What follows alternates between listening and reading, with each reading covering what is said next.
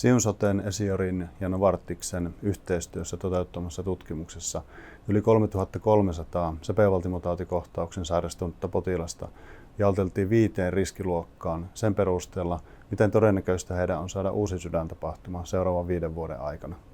Tämän uuden tutkimuksen tulosten myötä voi olla mahdollista tunnistaa paremmin suuressa uusintasydäninfarktiriskissä olevia potilaita. Tämän myötä myös rajallisia terveydenhuollon resursseja voidaan mahdollisesti kohdentaa paremmin tulevaisuudessa.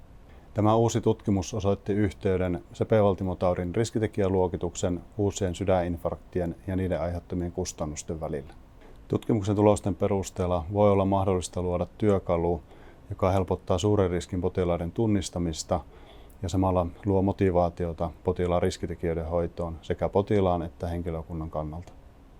Koska tämän uuden tutkimuksen perusteella riskitekijöiden hoito, kuten LDL-kolesteroli, eivät ole toteutuneet optimaalisesti, aiomme hyödyntää näitä tuloksia esimerkiksi digitaalisissa hoitopoluissa.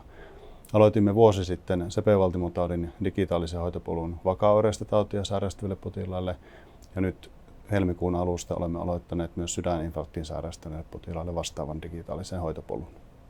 Sepelvaltimotautikohtauksen jälkeen riskiluokittelu voi auttaa potilasta ja hoitavaa lääkäriä yksilöllisen hoitosuunnitelman laatimisessa. Tämä uusi tutkimus osoittaa, että keinoja löytyy hoidon vaikuttavuuden lisäämiseen, koska uusien sydäntapahtumien estäminen säästäisi hyvin merkittäviä summia kokonaiskustannuksissa.